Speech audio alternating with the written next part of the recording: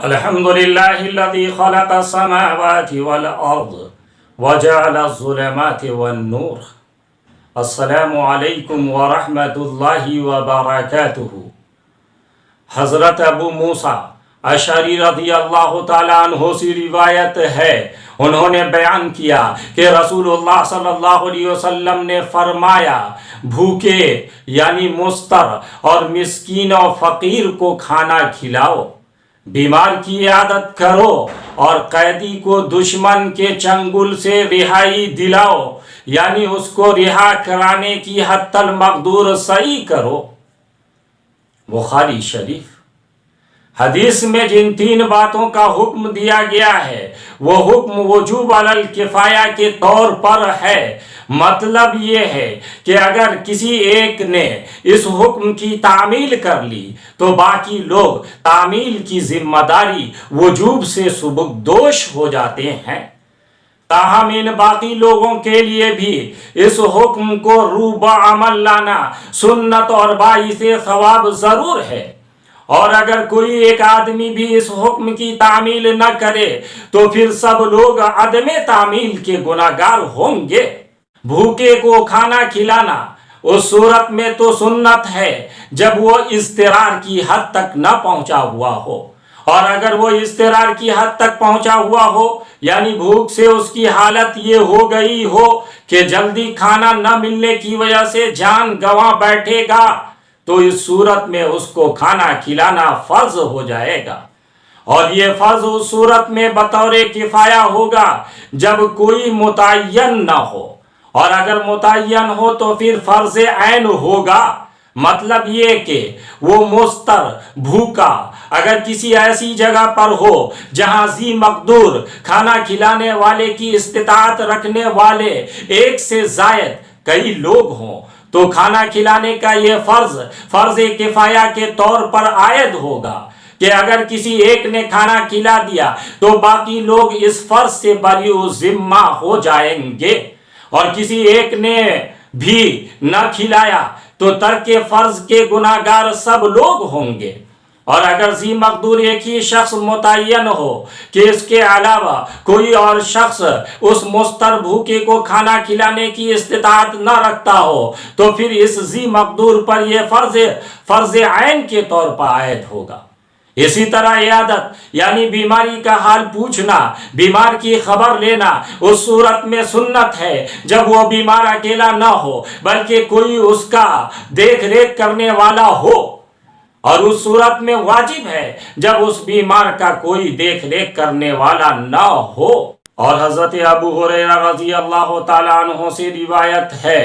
انہوں نے بیان کیا کہ رسول اللہ صلی اللہ علیہ وسلم نے فرمایا، مسلمان کے مسلمان پر 6 حق ہیں. عرض کیا گیا، یا رسول اللہ صلی اللہ علیہ وسلم وہ کیا ہیں؟ آپ صلی اللہ علیہ وسلم نے فرمایا، جب تم اس مسلمان سے ملو تو اس کو سلام کرو، جب کوئی مسلمان تمہیں مدد کے لیے یا ضیافت میں بلائے تو اس کو قبول کرو، جب کوئی مسلمان تم سے نصیحت طلب کرے تو اس کو نصیحت کرو، یعنی جو کوئی تم سے خیر خواہی اور بھلائی کا مشورہ چاہے تو اس کو خیر خواہی کے ساتھ مشورہ دو، جب کوئی مسلمان چھینکے پھر الحمدللہ کہے تو یرحمک اللہ کہنے کی صورت میں اس کا جواب دو، جب کوئی مسلمان بیمار پڑے تو اس کا حال پوچھو، جب کوئی مسلمان مر جائے تو اس کے جنازہ کے ساتھ جاؤ. میرے پیارے پیارے بھائیوں، اہل اسلام کے درمیان باہمی الفت و محبت اور تعلق و ہمدردی کو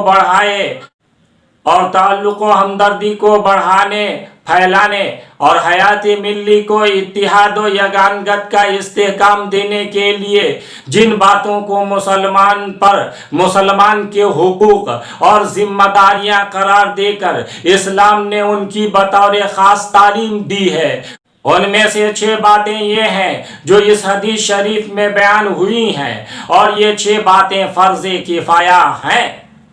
سلام کا جواب دینا یعنی جب کوئی سلام کرے السلام علیکم کہے تو سلام کا جواب سلام سے دینا، یعنی وعلیکم السلام کہنا، اور واضح رہے کہ سلام کا جواب دینا اس سلام کو سننے والے پر فرض کفایہ ہے۔ اس سلام کو سننے والے اگر ایک سے زائد آدمی ہو تو کسی ایک کا جواب دے دینا باقی کو اس فریضہ سے بری الذمہ کر دے گا، جبکہ سلام کرنے میں پہل کرنا سنت ہے، اور ایسی سنت ہے جو سلام کا جواب دینے کے فرض کفایہ سے افضل و اعلیٰ ہے، کیونکہ یہ سلام کرنا وہ عمل ہے جس سے تواضع اور حسن اخلاق کا اظہار ہوتا ہے، اور جو ادائے واجب سلام کے جواب دینے کا سبب بنتا ہے۔ بیمار کا حال پوچھنا، یعنی بیمار کی خبر لینے اور اس کی تسلی و تشفی کے لیے اس کے پاس جانا اور اس کے ساتھ ہمدردی کا اظہار کرنا۔ اسی طرح جنازہ کے ساتھ جانا کا مطلب یہ ہے جنازے کی نماز پڑھنا، اس کو اٹھانے، کندھا دینے، قبرستان تک لے جانے اور اس کی تدفین میں شرکت کرنا۔ اور علماء نے کہا ہے کہ ان دونوں باتوں میں اہل بدعت، روافض وغیرہ مستثنا ہیں، یعنی ان اہل بدعت میں سے کسی مریض کی عیادت کرنا یا ان میں سے کسی کے جنازے کے ساتھ جانا شرعی طور پر حق اور ثواب کا کوئی درجہ نہیں رکھتا۔ دعوت کا قبول کرنا، یعنی کوئی مسلمان بھائی کسی جائز و مباح کام میں حمایت و مدد کے لیے بلائے تو اس کے بلاوے پر جانا اور بحسب استطاعت اس کی مدد کرنا یا مدد کی کوشش کرنا۔ یا دعوت کا قبول کرنا سے مراد دعوت ضیافت قبول کرنا ہے، یعنی اگر کوئی مسلمان بھائی دعوت کرے، ضیافت کے لیے بلائے تو اس کی دعوت و ضیافت میں جانا، بشرطے کہ اس دعوت و ضیافت میں جانے سے بدعت اور لہو و لعب وغیرہ کا کوئی گناہ نہ ہو۔ اور امام غزالی فرماتے ہیں جو شخص فخر و مباحات، شیخی جتانے اور شان و شوکت ظاہر کرنے کے طور پر کھانے پینے کا اہتمام کرے اور ضیافت میں بلائے تو اس کی دعوت و ضیافت قبول کرنا منع ہے۔ سلف صالحین ایسی ضیافتوں میں شرکت کو ناپسند کرتے تھے۔ چھینکنے والے کا جواب دینا، یعنی چھینکنے والا جب الحمدللہ کہے تو اس کے جواب میں یرحمک اللہ، اللہ کی رحمت تم پر نازل ہو کہنا۔ اور شرح السنہ میں امام بغوی نے کہا مسلمان پر مسلمان کے حق کے حوالے سے 6 باتیں اسلامی حقوق میں سے ہیں، اور ان حقوق میں تمام مسلمان خواہ وہ نیک صالح ہوں یا بد فاجر برابر ہیں۔ تاہم بشاشت یعنی کشادہ روئی اور وہ خوش دلی اور مصافحہ کو نیک بھائی کے ساتھ مختص رکھنا چاہیے۔ اعلانیہ گناہ کرنے والے فاجر اس کا مستحق نہیں۔ عیادت، خبر لینے اور حال پوچھنے کے لیے بیمار کے پاس جانا اسلامی اخوت اور انسانی تعلق و ہمدردی کو ظاہر کرتا ہے، اور اس سے بیمار کا دل بہلتا ہے، وہ اپنی تکلیف میں کمی محسوس کرتا ہے،